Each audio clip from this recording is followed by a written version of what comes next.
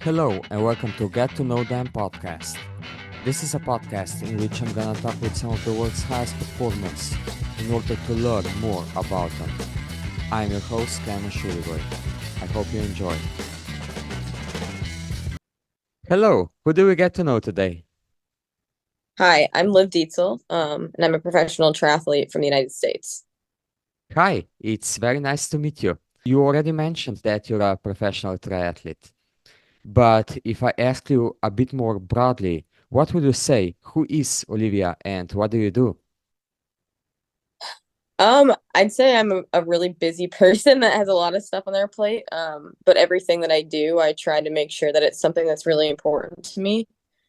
Um, and so, yeah, I wear a lot of hats. I'm a professional triathlete, but I'm also a coach, and I coach a variety of levels of people. I coach high school I coach high school track at a local high school. I coach adult triathletes and adult runners through a triathlon coaching business that I own. And then I also recently founded a high school and youth triathlon team for our area. So that takes up a lot of my time. But then more recently, um, I founded a fundraiser triathlon for brain cancer. And so I'm the race director for that. And so this next summer will be the third year of it. We've already done 2 years of it. So yeah, just kind of dabbling in a lot of different things. Yeah. That's very impressive, and I have a lot of questions right now. But maybe we can start with this one. How did you get into triathlon, and when did you start doing triathlon? Yeah, so the way I got into triathlon is not really the normal route.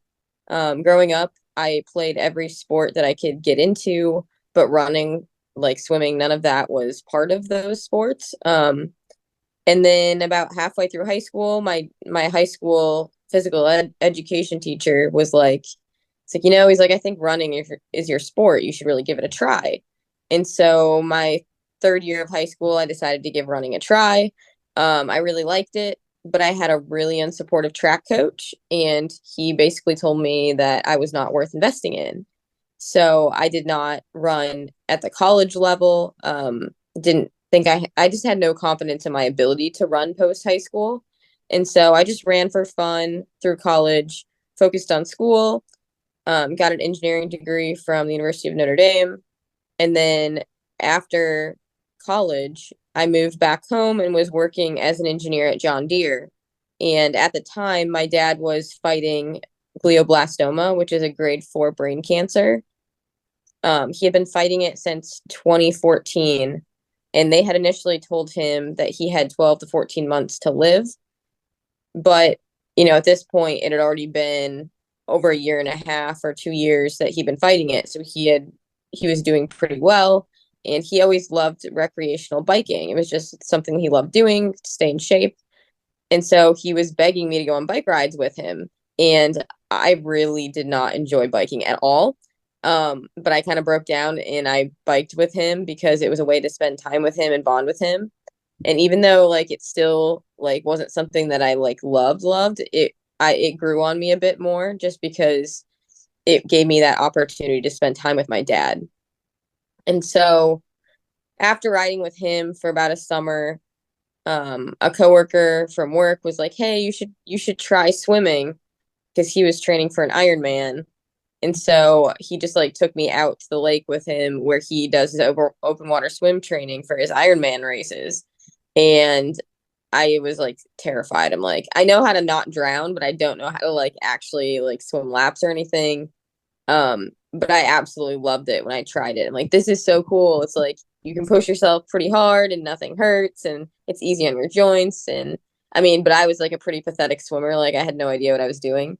But I just started to teach myself at our local YMCA and got a little bit better and then was like, all right, maybe I'll just like try a triathlon for fun. And so that was in 2017. And so for a couple years, I just like jumped in random, like short triathlons in the area. Didn't really train for them, just kind of jumped in them.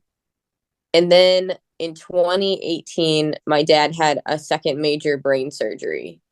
Um, and so that was kind of like a wake up call for us. Like, okay, he had been doing really well for a while, but now it came back, and typical of GBM, when it comes back, it's more aggressive.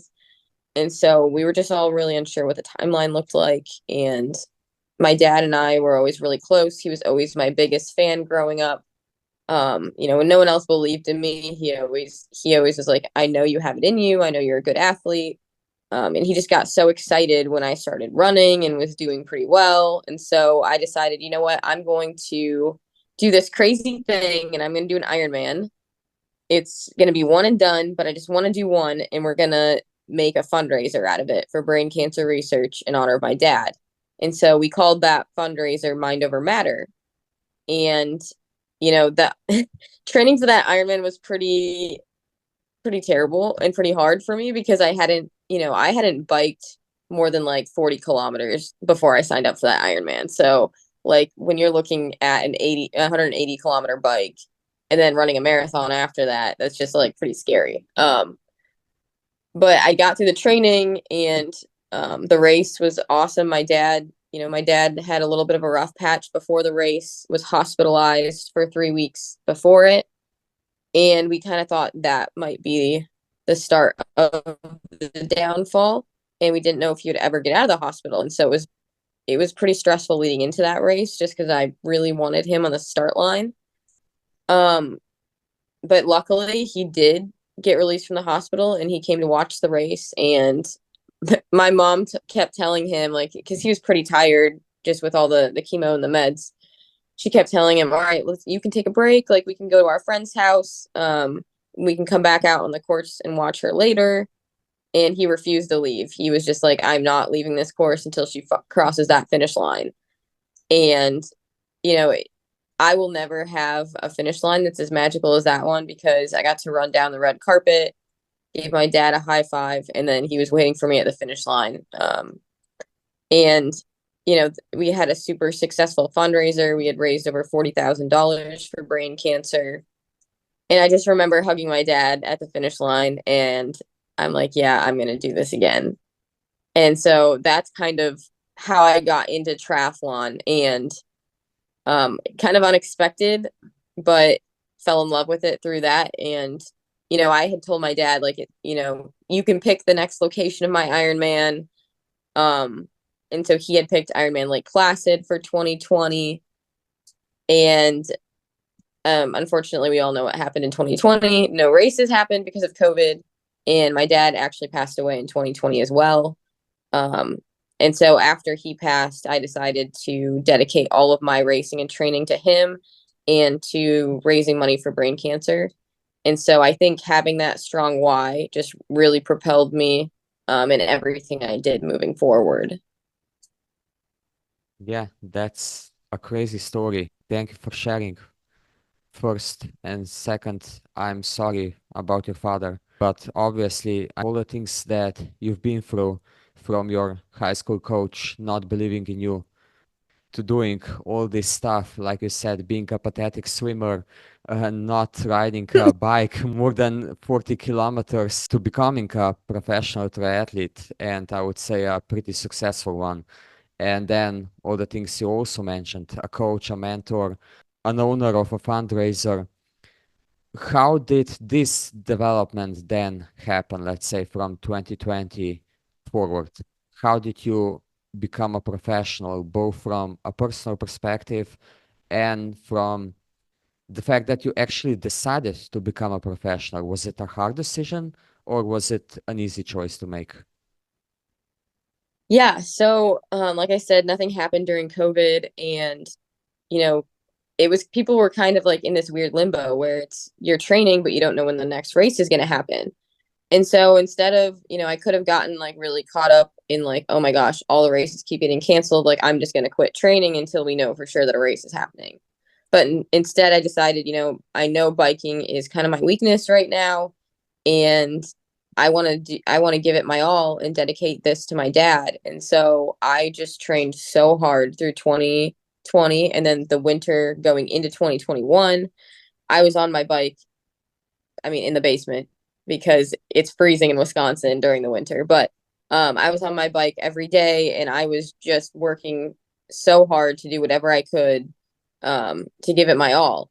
And I didn't know how, I didn't know if I'd come out and like get a 30-minute PR or if it would just be like slightly better. I had no idea. I had no goals or aspirations. Like I had no belief that I could even like qualify for Kona as an age group or anything like that. So I just wanted to give it my all and make him proud at the next race I did, which was going to be Lake Placid in 2021. And that race was really special because that is the location he had picked out.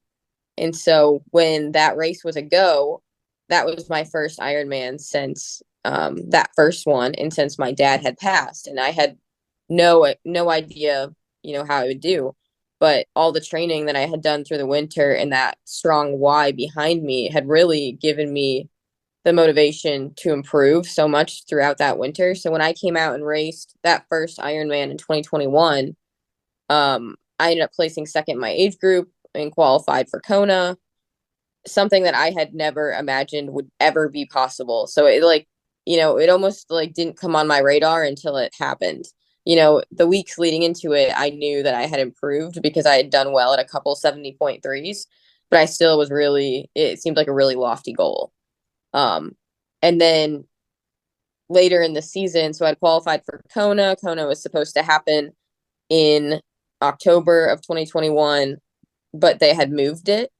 So they moved it to St. George in 2022. So I had to wait for that. But I did a couple other races that year, ended up being the female champion at Ironman 70.3 Michigan. And at that point, I kind of knew like, okay, I can like actually do pretty well. I would say going pro still was not on my radar until that World Championships in St. George in early 2022. I had kind of a rocky road going into that one because I was battling some tendonitis.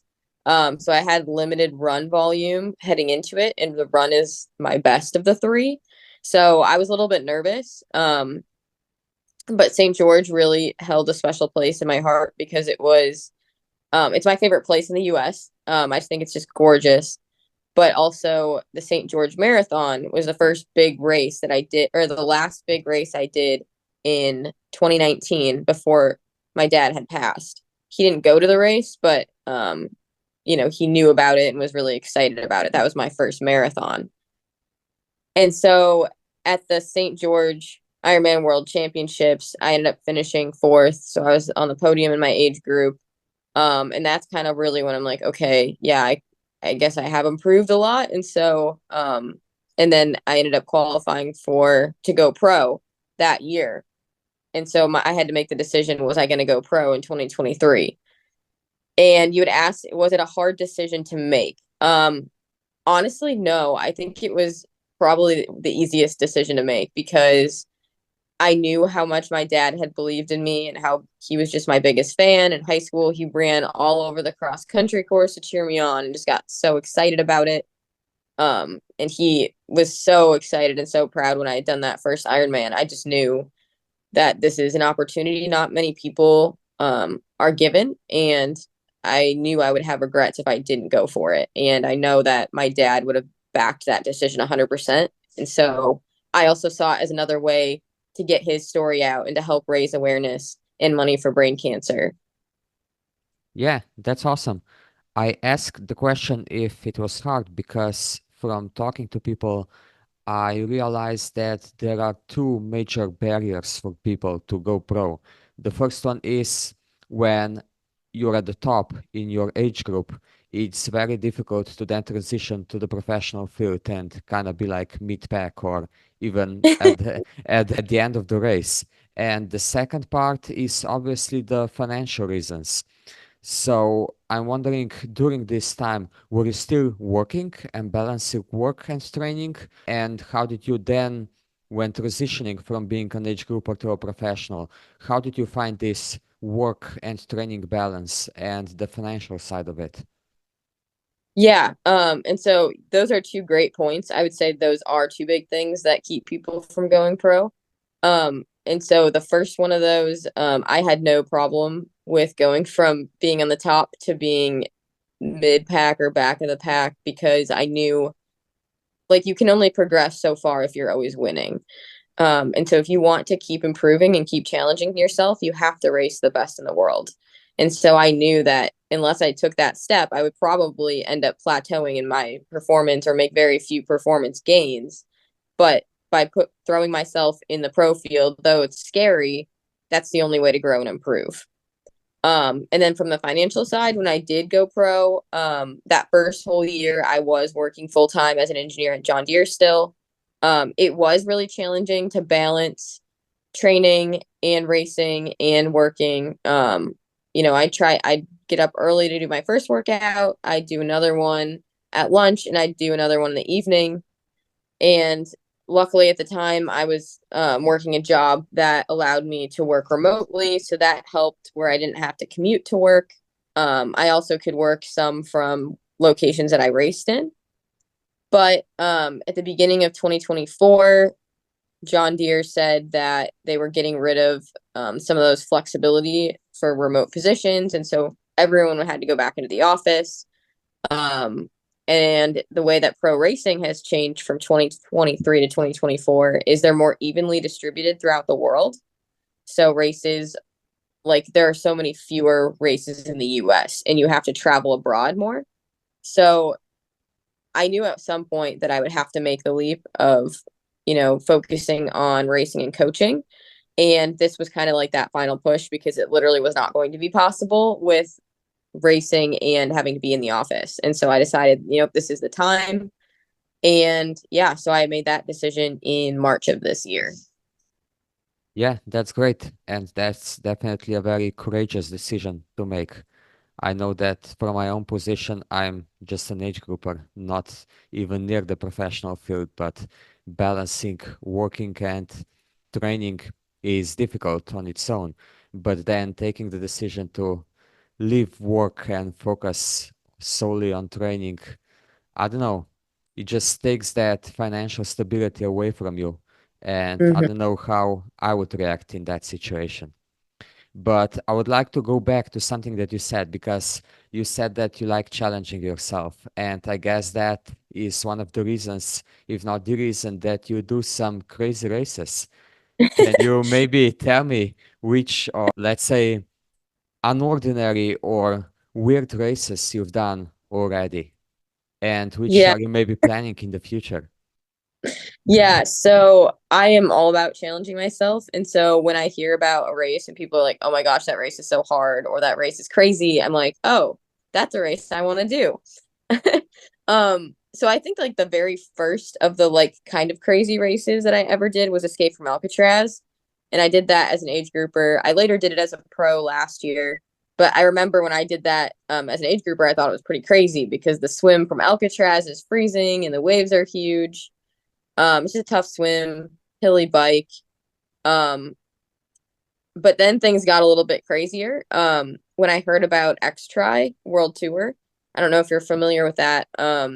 But for anyone who isn't familiar with X Tri World Tour, it's a series of races throughout the world, and they're Ironman distance races, but the conditions are just really extreme. For the most part, they involve like a cold ocean swim.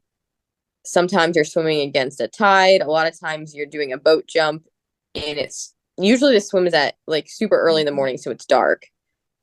And then the bike has tons of elevation gain, usually through the mountains. It's usually like just crazy temperature ranges from hot to cold and wind and rain. And then the run is always like a trail run that a lot of times finishes on the top of the mountain. So it also has a lot of gain. So when I first heard about X Pride World Tour, I had heard about Patagon Man, and I just threw my name in the lottery, and I'm like, yeah, we'll see. And I got the spot, and I'm like, okay, I'm gonna go do it. And I was honestly so terrified because it's basically a different sport because it's a point to point race. There's no aid stations, so you have a support crew with you. And they're responsible for making sure you have the fuel and the hydration you need to get through the race. And there's just like the course is insane, the conditions are insane, and the weather's so unpredictable in the places they put these races. But what's so amazing is how beautiful it is because they're always in absolutely gorgeous places. Like that first one I did in Chile was literally in Patagonia. Like you're just biking through mountains and you see waterfalls and like you just almost don't believe that you're racing in that condition, and with those surroundings. And so I did that race and I was honestly so hooked. Like X Tri totally stole my heart at that moment because it was it's a race that allows you to really push yourself beyond what you ever thought possible, because there are so many moments during a race like that where you're like, what am I doing? Why did I sign up for this? Like, this is so hard. And you have to mentally pull yourself out of those dark places.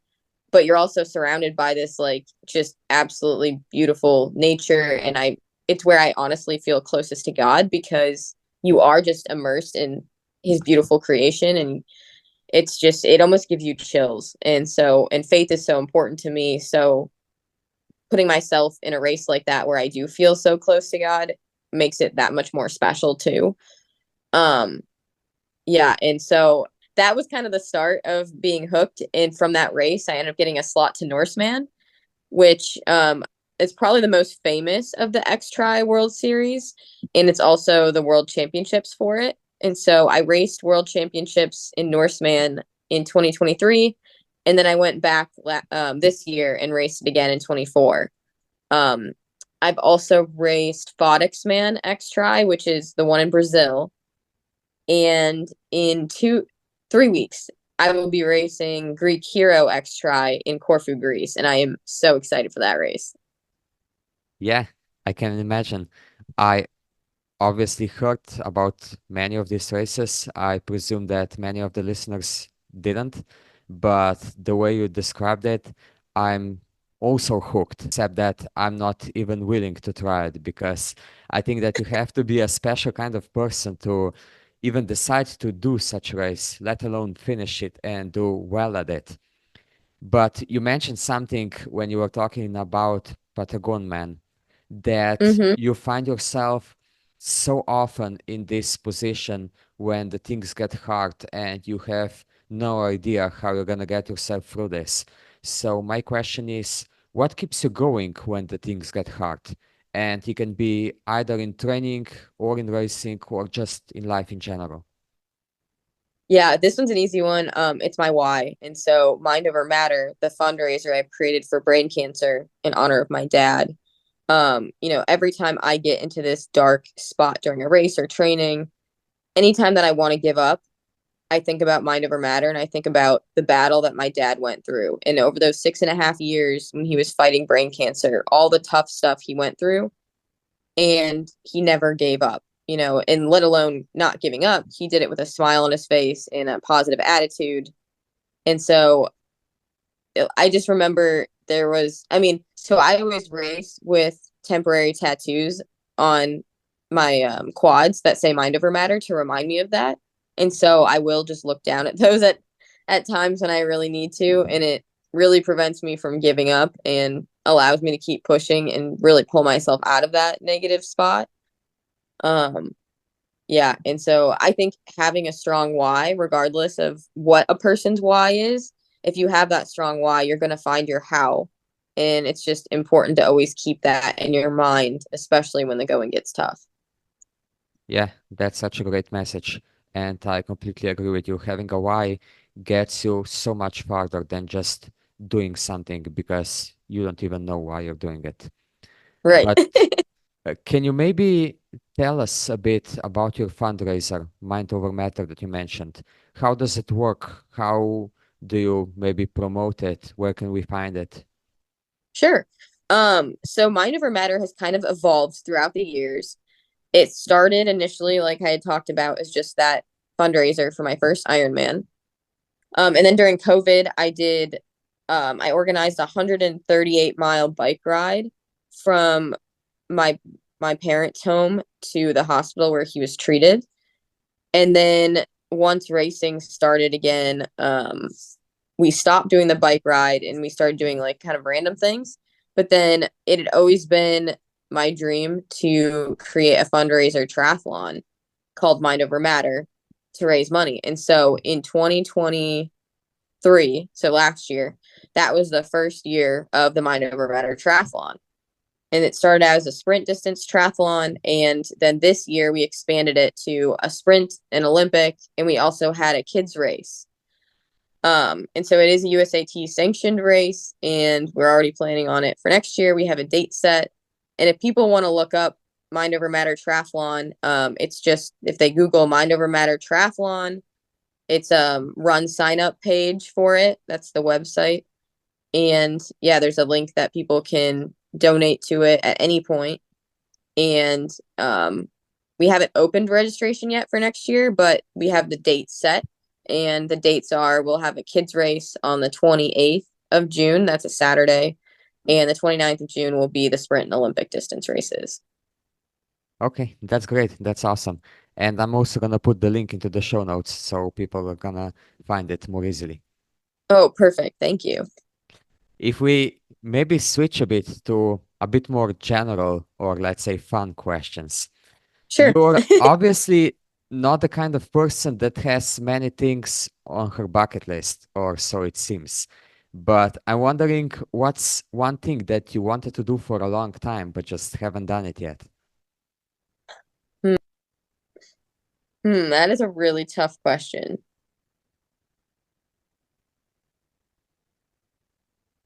I would say one of them that I had on my bucket list for a while was skydiving, but I did that with my brother and well, actually my whole family. We all did that in 2015 together, so that was kind of cool, or 2013 together. But all right, there is one thing that I can think of off the top of my head that's been on my bucket list is so I in my free time when I'm not training or racing, um, my husband and I both really enjoy hiking and backpacking. And so we've done a couple of 14ers in Colorado. I've done a few other mountains. I think it would be really awesome to do like a really big mountain climb where it takes, a few weeks where you have to acclimate in Aconcagua in I think it's in Argentina. It's in South America, but Aconcagua is one that has like kind of been on my bucket list. And Okay. so it's hard because you have to like dedicate like 3 weeks because you have to acclimate. I think it's 24,000 feet at the top. So you have to acclimate slowly up and down. But yeah, I think that'd be really sweet. Yeah, that's awesome. I like the answer. If you could only eat one meal for the rest of your life, which one would it be? That's pretty easy because I eat kind of the same stuff all the time anyway. So my go-to meal, and I actually eat this the night before every race. This might sound kind of crazy, but I take like packets or canned tuna, put that in a bowl, chop up an avocado, add hummus, and then a lot of times like mustard and just like mix it all together and I'll just eat that. So That it doesn't require any cooking and it's super easy. It tastes good and it has a good mix of everything. that sounds interesting. I haven't tried it yet, but I might. Yeah, it's I've had a few people try and they actually were surprised that it wasn't too bad. So Okay, now I'm definitely gonna try it, and I'll let you know how it goes. sounds good. And what is your guilty pleasure? Hmm, that is a really good question. I don't know. Because most of my time when I'm not training or my guilty pleasure is honestly probably like watching YouTube videos of races that I want to do. Okay, uh yeah, I've definitely been up till like 1 or 2 in the morning just like watching YouTube videos of like crazy races. that's interesting. And might I ask which races are those? Right now I've just been more recently I've been looking at all the X Tri races that I haven't done yet.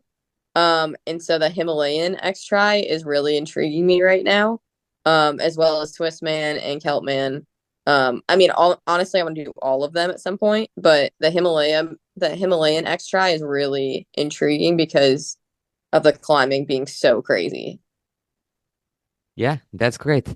And I can add some more races to the list because I don't know if you've heard about it, but you can do Frio in France, Alpe d'Huez Triathlon, and Ironman and Triathlon de Gérardmer.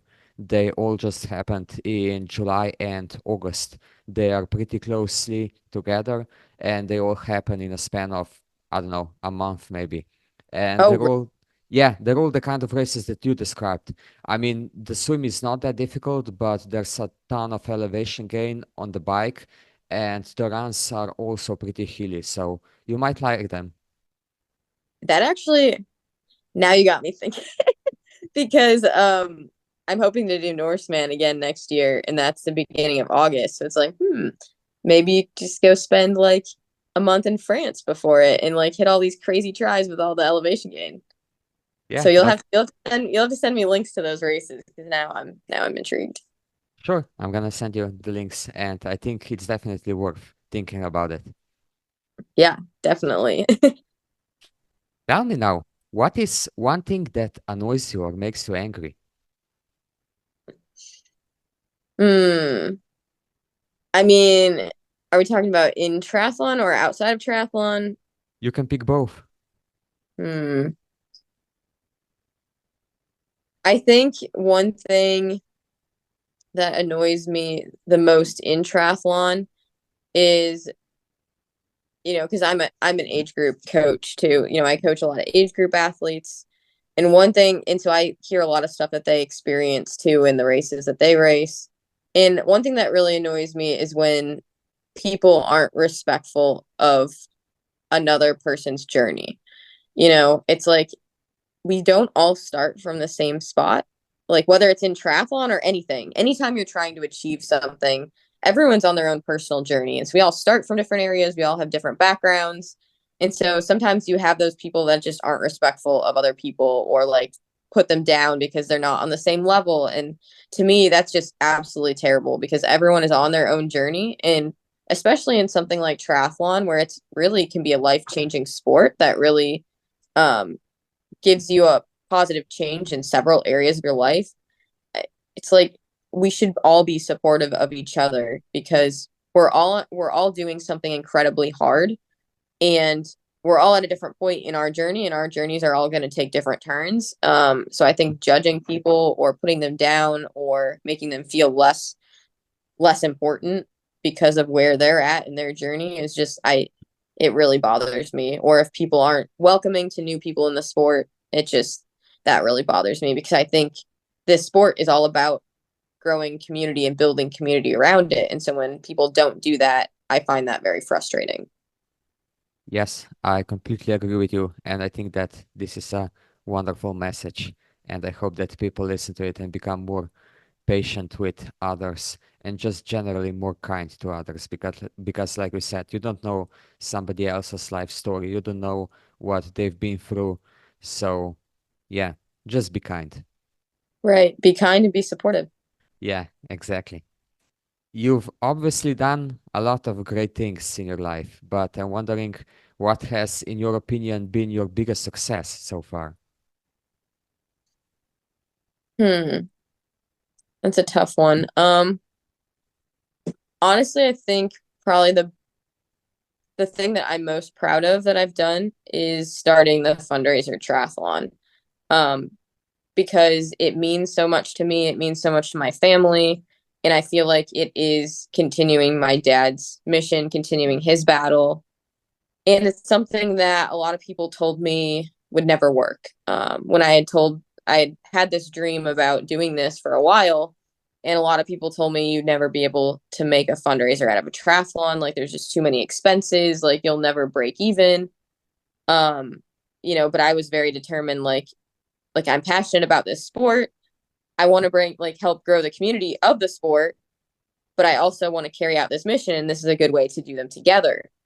And so I just worked really hard at reaching out to different people, and I was just honestly, God bless me so much with the amazing community because everyone just came out and supported it, and the donations were insane, and the fact that we had a venue let us use the venue for free and donate food for the event, and the local fire departments and rescue squads donated their time. And so really our expenses were extremely low. And so in both years we raised about $12,000 through the triathlon. So I'm just really proud that we were able to pull it off and that it's going to continue to make a difference for people both people looking to get into this sport and looking for a good way to get into it in our community, and then also on the fundraising side for brain cancer. Yeah, that's really awesome. And I can only applaud you for all the things that you've done already and are continuing to do. And related to my next question is, what is the one thing that you want to achieve in life if you would have to pick, let's say, one ultimate goal? I don't know. That's a really tough question because we just don't know where life is going to take us. So I think it's hard to have like one ultimate goal in life. But I think my overarching goal is to leave a positive impact on the people around me in my community in whatever capacity that is. Um, to make sure I'm valuing the people that are important to me, and to make sure that I keep faith as a center of everything that I do. I think those things, regardless of what the actual things are that I'm successful at, I think if I keep all of those things in mind, then success will happen. That's a great answer. And I think that this is a lovely point to slowly steer this conversation towards the end. And at the end, I let my guest leave a question for the next guest that is coming on the show. My previous guest was Rhea Kolber. She is actually an adventure racer, an amazing person just like you. She does all kinds of crazy things. And she wants to know, what advice would you give to your younger self? Um, my the advice I would give to my younger self would be to believe in yourself and have a positive attitude. Like, don't let other people's negativity drag you down. Just because when I did have that unsupportive track coach, I really let him shape my self-confidence. And so I really try, especially with the high school kids that I coach, to remind them, like, you need to believe in yourself, because even if I believe in you, it takes you believing in you to make the difference, regardless of whatever you're chasing. And so I think I let that negative influence pull my self-confidence away. And so I really wish I could tell my younger self to, like, when people when people are trying to knock your self-confidence, to just believe in yourself and keep pushing forward. Okay, I think that is a very lovely message. And what is your question for the next guest on the show? Um, I would say, what is the biggest mistake or failure that you've had in the past that you think has shaped you into the person you are today? Okay, that's a very interesting question. And wondering, what is your answer to this question? Um, I would say, I think, it's a tough question. That's why I asked it. Um, I would say it probably comes back to the same thing as what we were just talking about with my other answer is, I think my biggest failure or mistake was not having self-belief. And for so long, I didn't believe in myself. And it really took until probably I qualified for my pro card to really, truly believe in myself. Because I had a lot of coaches growing up that weren't supportive. It wasn't just the high school one. There were several. And so it was just hard to have self-confidence. And without that, I think you're never going to find your potential if you don't believe in yourself. Okay, I think that's awesome. And that is a great answer. And it was also very nice to talk with you, Olivia. It was a very interesting conversation. I hope that people are gonna enjoy it. And if people want to follow you, maybe get in touch with you, where can people find you? They can find me on Facebook or Instagram. If they just look up Olivia Dietzel on Instagram, they'll find me. Okay, I'm also gonna put this link into the show notes so people will have all the resources in one place.